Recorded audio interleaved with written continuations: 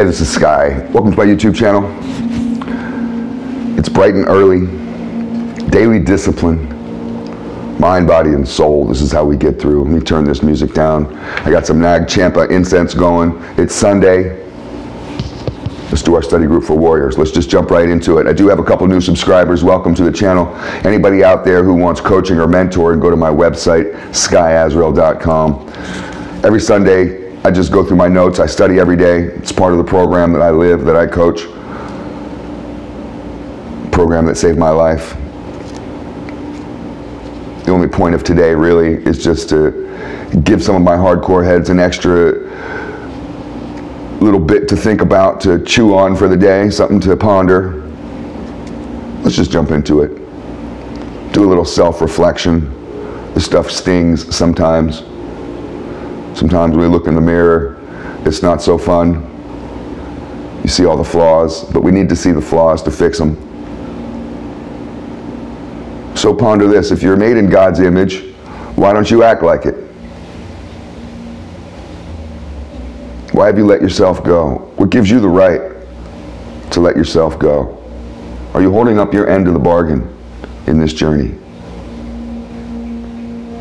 Are you slowly descending into bad health and madness? Meanwhile, judging everyone around you, looking down your nose at Gen Z and millennials for being so weak, and meanwhile, you're in the doctor's office 4 times a month. Look how fat you've become, how weak you've become. Make a muscle. Do you find it? Is it there? Is there any muscle in there anywhere? And meanwhile, you're laughing at all these weaklings. You're one of them. How did the millennials and the Gen Z get so weak? I don't have kids. No, this is a question to you parents. How did they get so weak? Gee, I wonder. Did you raise them that way? They just ended up, aliens raised your kids? It's the school's problem. It's not your fault. Why did you let the school raise your kids? Why didn't you raise your kids? You blame the world. You're a weakling blaming the world. No, we want to be examples. This means we have to work on ourselves. We have to find the flaws and fix them. Go clean up your house. Go fix your car. Fix your teeth. Fix everything about you. Be an example to your son. Be an example to the kid across the street or down the street who doesn't have a father. Let's move on.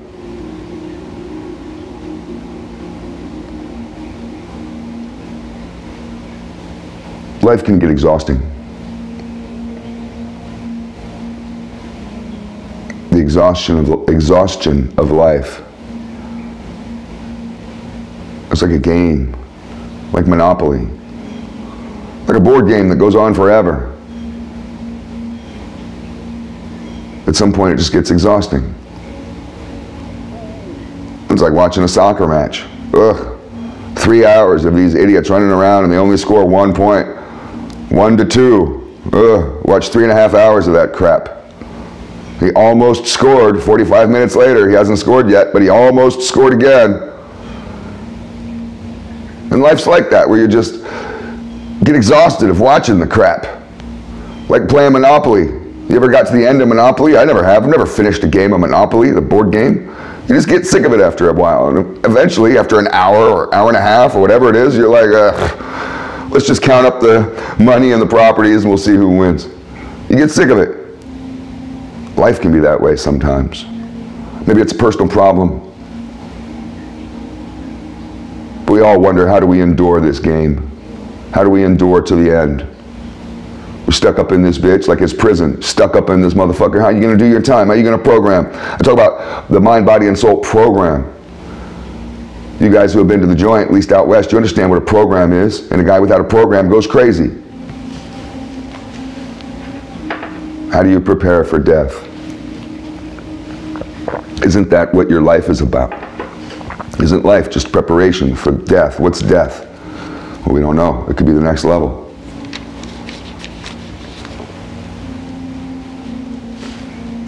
Let's move on. There's a weird debate that happens in the streets, and it's freedom of speech versus kill them for running their fucking bitch mouth. And it's weird. It's this tyrannical mentality that a lot of guys get into. They slip into. They think it's this like super alpha masculine way to be, where you become Nero, you become Caesar, you become an emperor in your own mind. You walk around with your pistol, and anybody who says anything or looks at you wrong, does anything that you disapprove of, bam, dead. Off with their heads. You may not do it literally, but a lot of people have that mentality, and some people do that. I've known guys who have shot people, murdered people for no other reason. Why'd you kill that man? He's running his stupid little bitch mouth. You shot him because you didn't like what he was saying? Don't we all have freedom of speech in this country?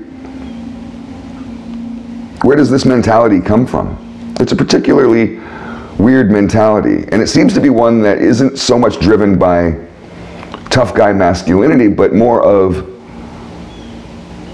I think, a postmodernist ideology.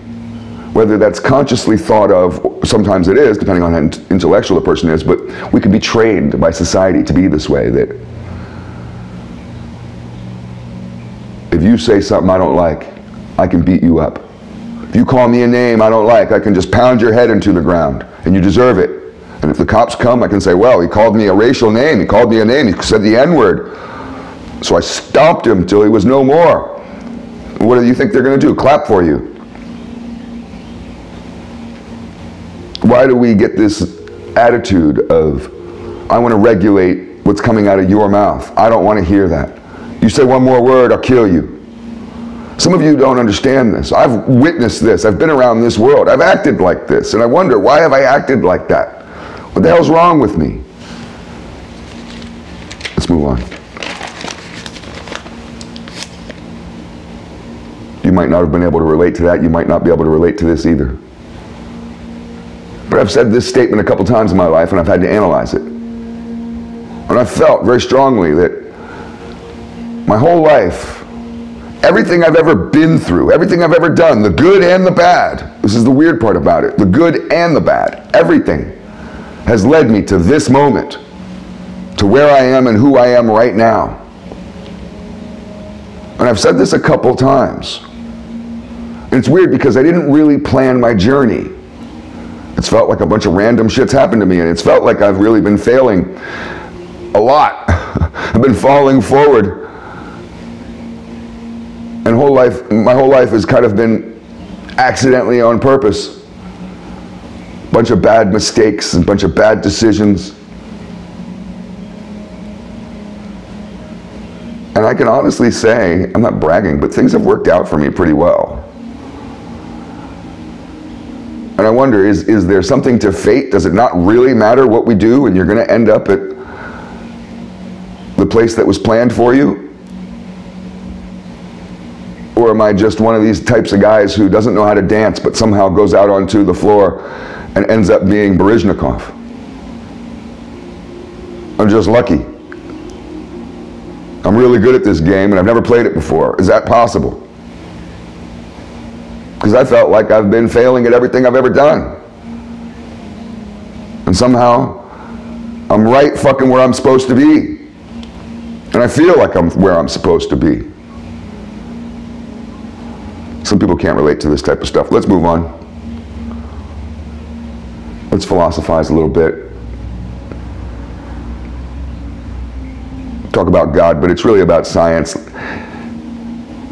There's this concept of something doesn't really exist unless it's observed, or it may not exist in a certain state until it's observed. So you can observe light passing through a double slit, and it may be a wave, it may be a particle, depending on how you observe it. It's a particle when you observe it. But it's not a particle when it's not being observed. When the test is not set up, it's just a wave function. The light can be either a wave function or a particle, and it turns into a particle when it's observed. And it turns out that we're made up of little particles. All matter is what? Little particles of light. If you get down to the smallest, tiniest little thing, the microverse, get into quantum physics. Do we exist only because we're being observed? And who's observing us? Wouldn't that be God? So if we kill God, if we destroy God, Wouldn't we just turn back into a wave function and cease to exist as particles? Don't we need God to exist? We need an observer to exist.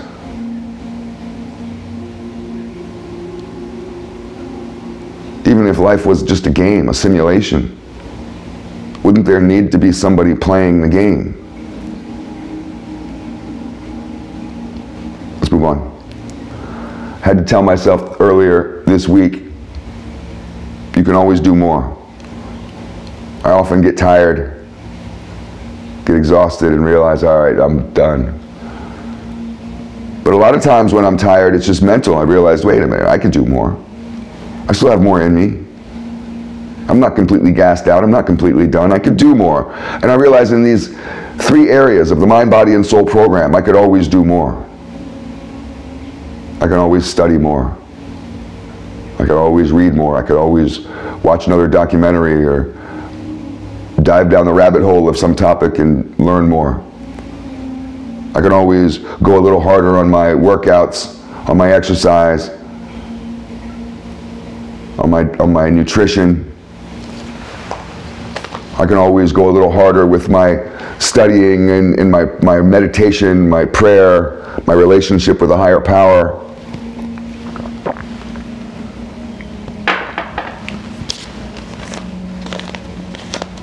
Let's talk about men who hide from the world.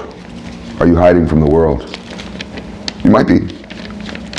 I mean, you might be physically hiding from the world because you're self-isolating, and that's not good. You might want to get out, do more things. One way that you can do that is to start picking regular spots. Say, for example, a coffee shop or a lunch spot. You can pick 2, that's 2 places. Go to those 2 places twice a week. That's 4 different times a week you'll be going to those 2 places. Become a regular at some place. Pick 2 places and become a regular there every week. The waitresses, the owner, the other customers will get to know you. You'll walk in, you'll get excellent service, and that'll make you look pretty darn good, especially if you happen to meet somebody. But some people are hiding from the world in different ways, where it's just really their image. So let's talk a little bit about image. Your image matters. You may be putting off an image that's really closed and you're not open enough. So what about guys who wear hats all the time? It's one thing if you live in a sunny climate and it's utilitarian, you're living in the desert or whatever, by the beach, and of course you want to wear sunblock, you want to wear a hat, it's a smart thing to do. But some guys just wear it all the time because it's part of like their image, part of who they are. I've known guys that wear baseball caps every single day, 7 days a week, from the second they wake up to the second they go to sleep. They got that hat on. Even in the house, they always got the hat on. And when you see them, if you ever see them without the hat, which is very rare, they're not even recognizable. You don't even recognize them. It's like, whoa, you don't have a hat on. That's really weird. I mean, what's up with that? You're just hiding, right? Aren't you just hiding from the world? What about guys who do the combo of hat and sunglasses? So you got them big, thick plastic sunglasses that cover a good part of your face, and then you got the hat pulled down real low. You're covering a good half of your face, and I know guys that do that every day. That's their look, and you just got to wonder, well, what's up with that? Is it you're just super cool? That's your gangster look? And some guys feel like, yeah, this is my gangster look. And why are you hiding behind garments to be tough? Why do you express your alpha, your toughness through these garments? If I take the hat and the sunglasses off, are you still a tough guy, or are you all exposed? Can't you be tough when you're exposed in the light in the middle of the room, or can you only be tough in the shadow, in the darkness, covered up?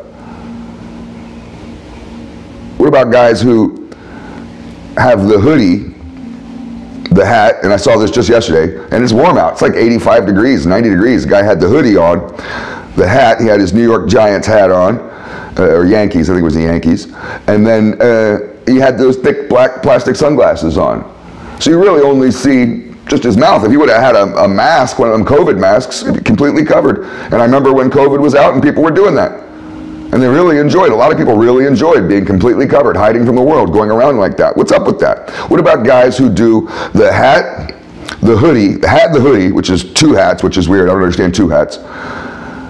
and then the sunglasses, and then they have a big giant beard. You beard boys are often just hiding from the world, because if you ever suggest cutting it, it's like their biggest fear. You look like a little boy without a beard, right? And that's the worst thing ever, because you can't be a big, strong, tough guy without your beard. And I'm not trying to pick on you having a beard. Grow that beard. Look like ZZ Top. Whatever you want to do, I don't care. But are you doing it to hide from the world? Are you hiding from the world? Why? Why are you hiding from the world? Let's talk a little bit more about image. The video's running a little long.